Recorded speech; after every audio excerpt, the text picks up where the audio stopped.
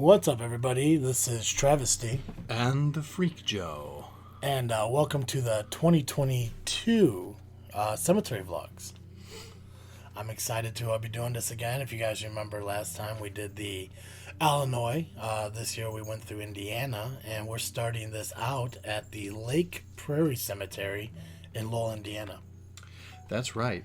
Lake Prairie Cemetery was founded probably sometime in the 1850s. There are roughly 500 interments dating back to 1854, and it's located near Lowell in Lake County, Indiana.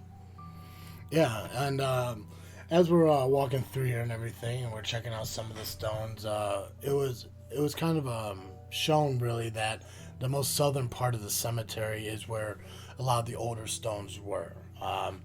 So obviously, we started on the south end, kind of looked at some of the older ones as we moved up north, and kind of back around again. But this is probably like one of the cemeteries that was more like out in the open, like right off a major road and everything. Yeah, I honestly don't even remember really a fence or anything around the cemetery. I mean, as you look toward the edge of the cemetery, it's just sort of a patch of land that is open and available. It really a beautiful cemetery. What a great time of day to go, and hopefully we will.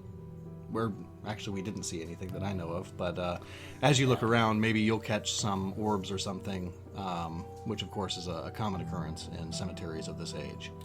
Yeah, I know a lot of the stories that people told visiting the cemetery, especially at night and everything. You probably get more of that weird, like, spooky feeling.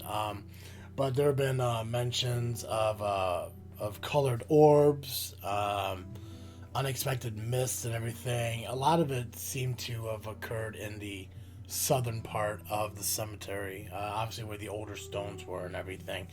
It's still an active cemetery where people are still being buried today. A lot of the cool stones that we saw, obviously, a little bit earlier, you noticed that they had like the Mount Rushmore kind of designed stone. And that's one thing I think we realized in Indiana, and everyone's going to see going through this series, is I noticed that Indiana had a lot more like unique cemetery stones. Yeah, there wasn't nearly. There was a lot more diversity in the style of stones. I mean, even in this image here, you can see we've got some modern low-profile stones. We've got some old military cemetery style stones, and pillars, columns, tree-shaped things. It was really a really fascinating trip. Yeah, and obviously with the blend of like the newer stones, as we shown, one that was buried in 1981 was just 3 steps away from a stone from like almost like 1890, so 100-year difference right next to each other. Obviously, some of these more vintage stones, this just a regular squared cement stone. I think they're cement. Yeah, I think so. They are. Or marble, maybe, I don't know. But one of the big things that we noticed, and we'll I think notice it throughout the tours this year, is that as the stones have aged and fallen apart, where in Illinois I think we saw a lot of things that had been restored. In Indiana, they seemed to have replaced a lot of stones. So the families must still live in the area and must come occasionally to visit their ancestors and to fix things that are broken, like that stone there. Yeah, and I think that's really cool too, because you don't think of like, maybe people, still visiting stones from, generations ago. I mean, to visit like a parent, a grandparent, anything like that is pretty common, but for like a great-great-grandparent or something like that from, a pre-World War I era kind of generation, it's just not really happening. And obviously, you get stones like this that people go and visit, and like, these pillar ones are still, kind of unique. I'm not sure if we noticed it in this vlog, but I know in a later vlog, it shows inscriptions on all sides. Yes, and with the apparent feeling that people are maybe buried in a cross formation rather than side by side. So, or maybe they are laid side by side, and it's just the most economical way to demonstrate that on a 4-sided tombstone. I'm not sure. Not an expert on this. Right. Well, that's something we could definitely look into. Yeah, we should. Yeah. We should in the future.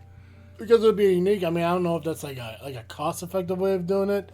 because I'm guessing stones back in the day weren't really, like expensive, but I mean, there's still a price and obviously, cost of everything. And it's probably like, if you could lay 4 people out, use one stone, just use all 4 sides, as opposed to a lot of these stones, even like from that era that were like just thin, flat pieces of concrete that you could maybe use both sides if you wanted to, but obviously the edges that are maybe like an inch, right, you wouldn't want to. Yeah.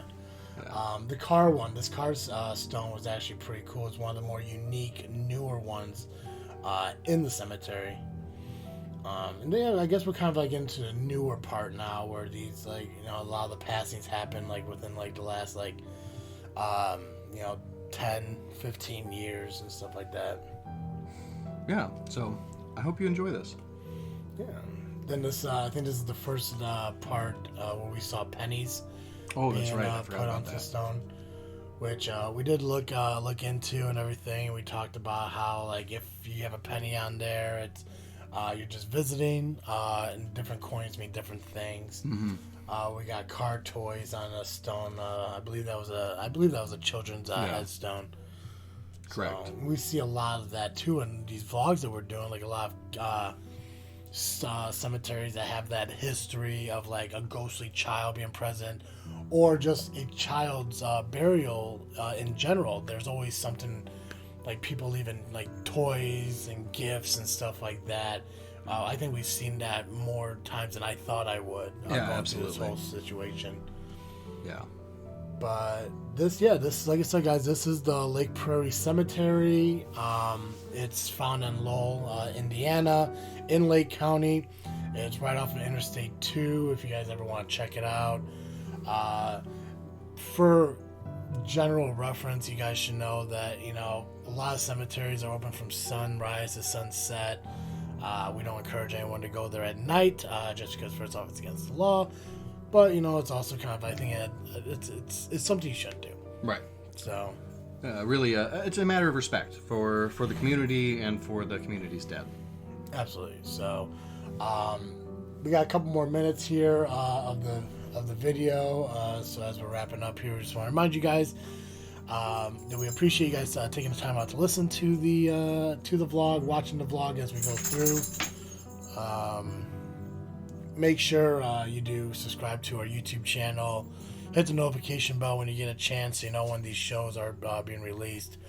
Because these vlogs, we got about, this is a 13 episode series that we're going to release throughout the month of Halloween as we celebrate this freaky show here at Freaknest Studios. So, I'm not sure if there's anything else we need to add, Joe. Do you got anything that I might be missing? No, I don't think so. Just follow us on the socials, give us reviews, etc. and so forth. Make sure you don't miss any shows, and be sure to hit that notification bell so you don't miss any of these vlogs. Absolutely. And yeah, the idea that we're branching out outside of Illinois, going into Indiana, I think is probably one of the cooler things.